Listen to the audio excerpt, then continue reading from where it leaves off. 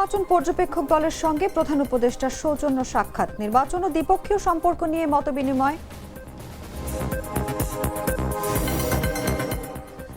জাতীয় নির্বাচন ও গণভোট উপলক্ষে শিক্ষা প্রতিষ্ঠানে টানা 5 দিনের ছুটি।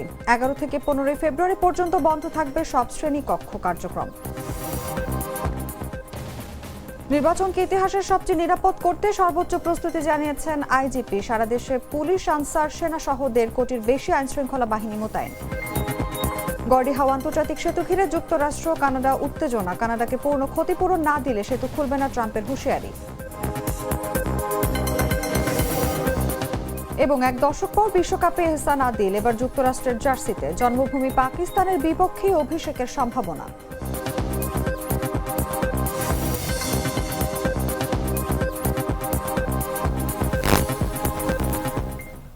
এতক্ষণ শুনছিলাম দর্শক আমন্ত্রণ দুপুর 3টার সংবাদে, সঙ্গে আছি আমি অনুভা বিশ্বাস। Treat chocolate, treat moment, sweet moment. চলে যাচ্ছি পুরো খবরে। তুরস্কের 7 সদস্যের একটি নির্বাচন পর্যবেক্ষক দল আজ অন্তর্বর্তী সরকারের প্রধান উপদেষ্টা অধ্যাপক ডক্টর মোহাম্মদ ইউনূসের সঙ্গে সৌজন্য সাক্ষাৎ করেন। রাষ্ট্রীয় অতিথি ভবন যমুনায় অনুষ্ঠিত এই সাক্ষাতে তুরস্কের পার্লামেন্টারি সদস্যদের নিয়ে গঠিত পর্যবেক্ষক দলের নেতৃত্ব দেন টার্কিশ বাংলাদেশ পার্লামেন্টারি ফ্রেন্ডশিপ গ্রুপের চেয়ারপারসন মেহমেত আকিক ইলমাজ। সাক্ষাৎকালে প্রধান উপদেষ্টার কার্যালয়ের টেকসই উন্নয়ন লক্ষ্যমাত্রা বিষয়ক মুখ্য সমন্বয়ক লামিয়া মোর্শেদ এবং পররাষ্ট্র মন্ত্রণালয়ের ঊর্ধ্বতন কর্মকর্তারা উপস্থিত ছিলেন। প্রধান উপদেষ্টার জ্যেষ্ঠ সহকারী প্রেস সচিব ফয়েজ আহমেদ এই তথ্য জানান।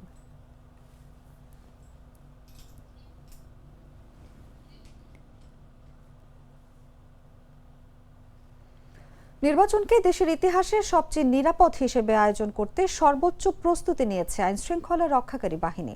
পুলিশের মহাপরিদর্শক বাহরুল আলম জানিয়েছে, 12 ফেব্রুয়ারি জাতীয় সংসদ নির্বাচন উপলক্ষে সারা দেশে প্রায় 1,87,000 পুলিশ, 6 লাখ আনসার, বিজিবি এবং প্রায় 1 লাখ সেনা মোতায়েন থাকবে।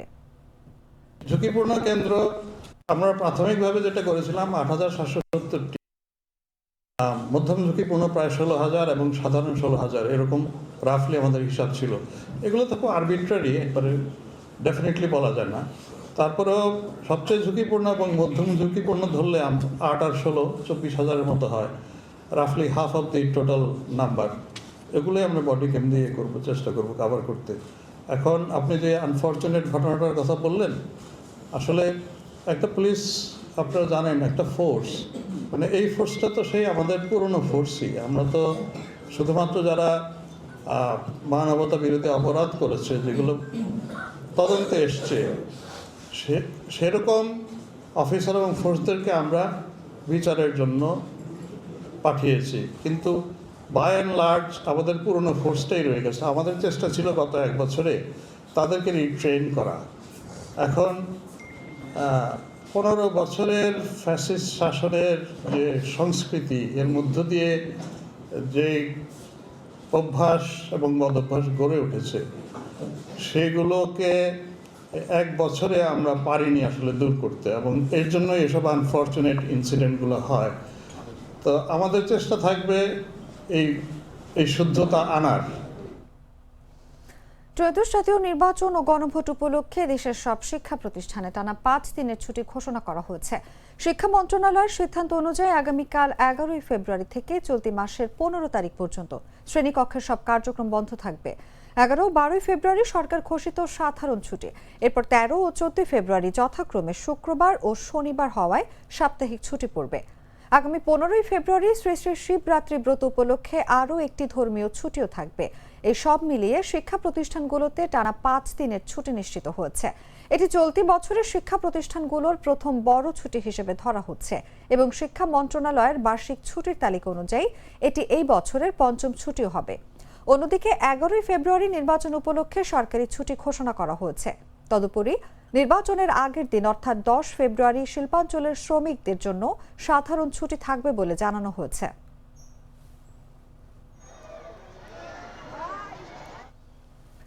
রাজধানীর গুরুত্বপূর্ণ নির্বাচনী আসন ঢাকা 14 আধুনিক নগরীর অংশ হলেও এই এলাকার নাগরিক জীবনের স্বস্তি এখনো অধরা। রান্নার গ্যাস সংকট, জলাবদ্ধ সড়ক আর শিশুদের খেলার মাঠের অভাব, নিত্যদিনের এসব সমস্যায় ক্লান্ত এখানকার বাসিন্দারা। আসন্ন নির্বাচন সামনে রেখে উন্নয়নের প্রতিশ্রুতি দিচ্ছেন প্রার্থীরা, তবে ভোটের পর সেই প্রতিশ্রুতি কতটা বাস্তবায়ন হবে সেটাই এখন বড় প্রশ্ন। ফারহান আহমেদ কাউসারের পাঠানো তথ্যচিত্রে বিস্তারিত জাগো ডেস্ক রিপোর্টে।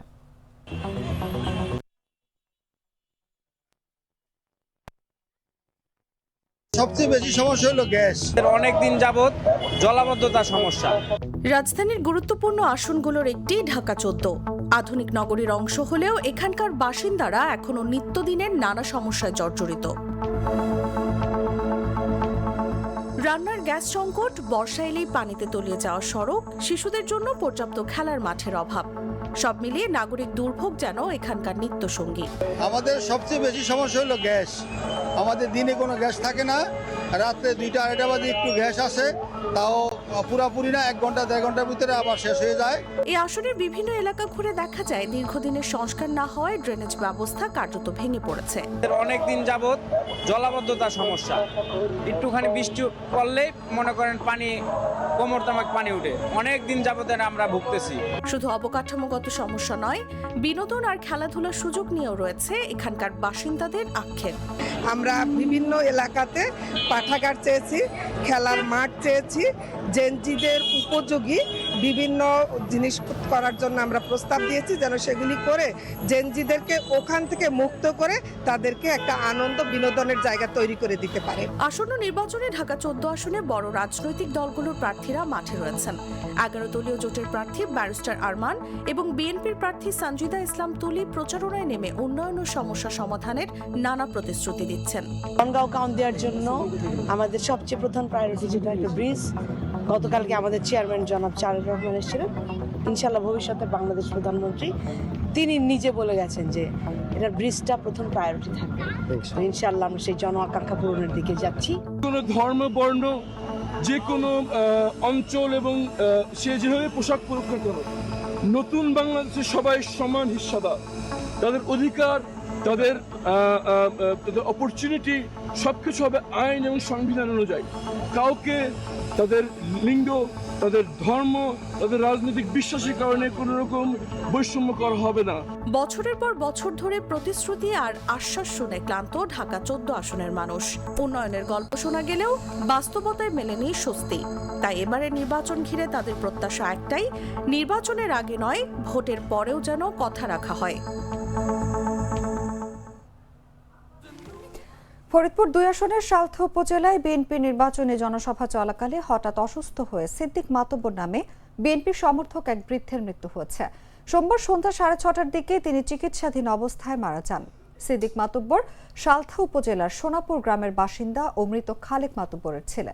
স্থানীয় ও পুলিশ সূত্রে জানা গেছে, সোমবার বিকেলে সালথা সরকারি মডেল হাই স্কুল মাঠে বিএনপির নির্বাচনী জনসভা অনুষ্ঠিত হয়।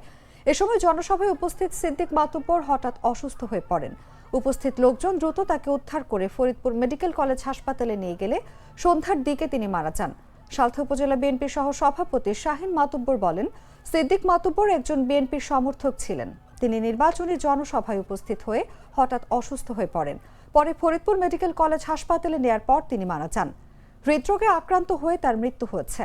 সালথা থানার ভারপ্রাপ্ত কর্মকর্তা মোহাম্মদ বাবলুর রহমান খান জাগো নিউজকে বলেন, সিদ্দিক মাতুব্বর নামে এক বৃদ্ধ হৃদরোগজনিত কারণে অসুস্থ হয়ে হাসপাতালে মারা গেছেন বলে জানতে পেরেছি।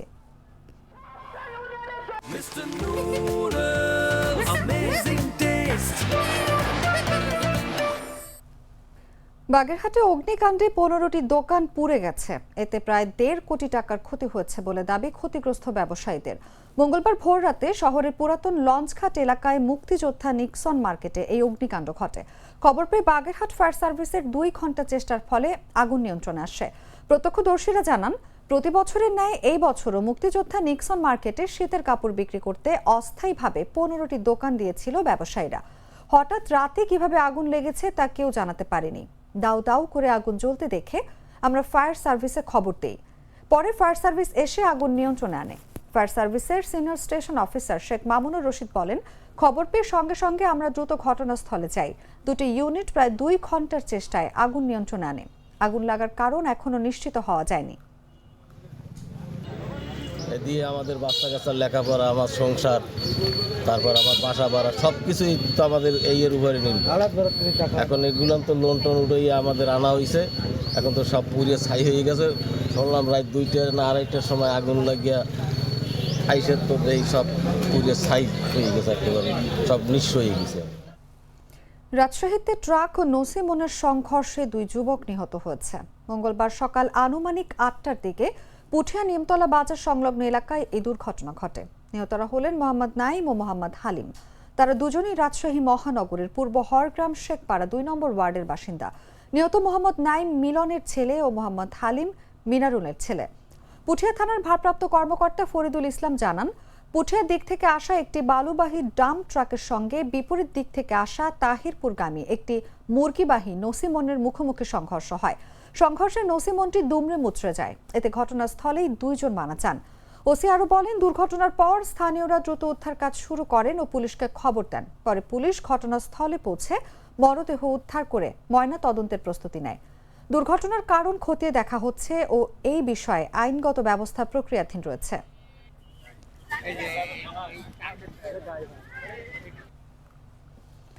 সরাইল, আশুগঞ্জ ও বিজয়নগর উপজেলা নিয়ে গঠিত ব্রাহ্মণবাড়িয়া 2 আসন বরাবরই দেশের আলোচিত নির্বাচনী এলাকা। 2001 সালে বিএনপি নেতৃত্বাধীন 4 দলীয় জোটের প্রার্থী মুফতি ফজলুল হক আমিনে এখান থেকে নির্বাচিত হয়েছেন। 80-র দশক থেকে জিয়াউল হক মৃধা ও উকিল আব্দুস সাত্তার ভুইয়া কখনো জাতীয় পার্টি, কখনো স্বতন্ত্র প্রার্থী হিসেবে এই আসনে প্রভাব বিস্তার করেছেন। এবারে নির্বাচনে তারা অনুপস্থিত। স্পষ্ট ভোটের হিসাব নেই, তবে স্বতন্ত্র প্রার্থীদের দাপট রয়ে গেছে। মাঠে আছেন বিএনপি জোটের জুনায়েদ আল হাবিব এবং জামায়াত ইসলামী নেতৃত্বাধীন জোটের প্রার্থী মাওলানা আশরাফ উদ্দিন মাহদি। চমক ছিলেন বিএনপির বহিষ্কৃত নেতা রুমিন ফারহানা ও স্বতন্ত্র প্রার্থী SN তরুণদের। প্রচারণায় রুমিন এগিয়ে থাকলেও নীরবে কাজ করছেন তরুণদের। সরাইল ও আশুগঞ্জের রাস্তায় মাইকিং, ব্যানার ও ফেস্টুনের সমৃদ্ধি চোখে পড়ছে। ভোটারদের মতে সৎ ও গ্রহণযোগ্য প্রার্থী জয়ী হবেন। মোট ভোটার 4,99,448 জন। শেষ মুহূর্তের ভাসমান ভোটারদের টানতে পারলেই জয় নির্ধারিত হবে। রোজকার সাধারণ খাবার এখন হবে অসাধারণ। প্রাণ স্বাদের মশলা, স্বাদ বাড়ায়, ঘ্রাণ ছড়ায়। জানাবো আন্তর্জাতিক সংবাদ।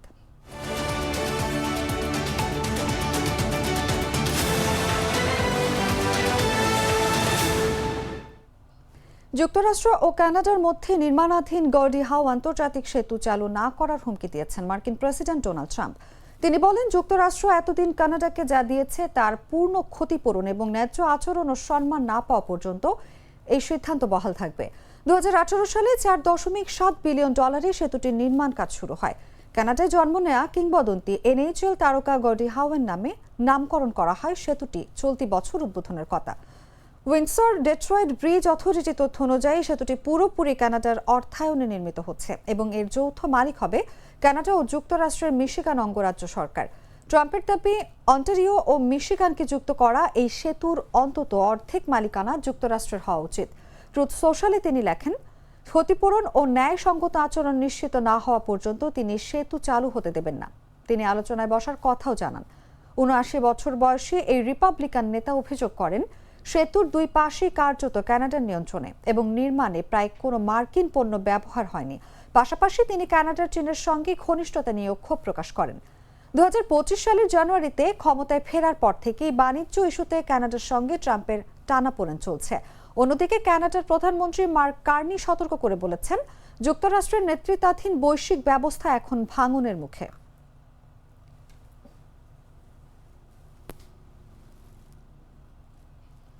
সংবাদ শেষ করব খেলার খবর জানিয়ে।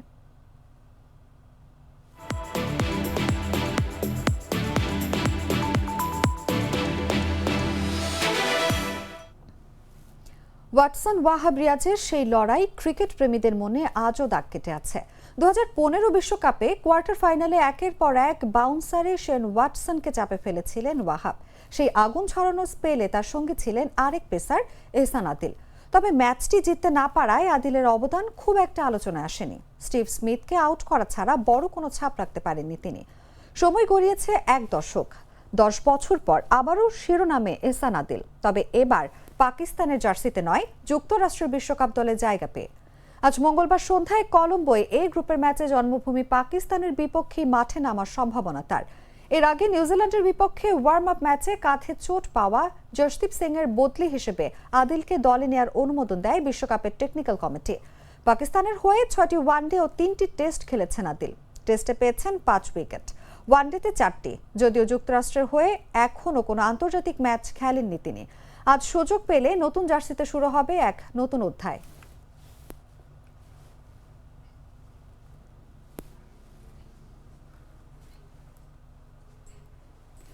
সংবাদ শেষ করার আগে শিরোনামগুলো জানিয়ে দিচ্ছি আরো একবার।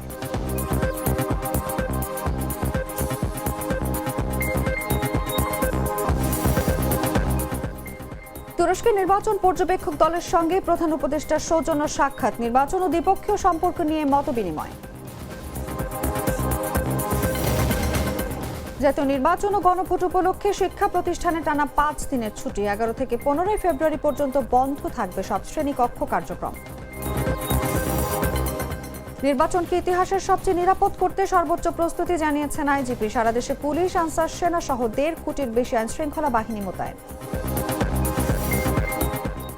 গর্ডিহাউ আন্তর্জাতিক সেতু ঘিরে যুক্তরাষ্ট্র কানাডা উত্তেজনা। কানাডাকে পূর্ণ ক্ষতিপূরণ না দিলে সেতু খুলবে না, ট্রাম্পের হুঁশিয়ারি।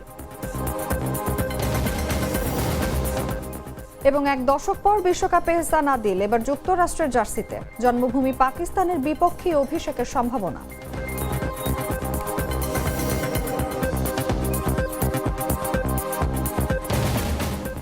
দর্শক, এই ছিল এখনকার মতো।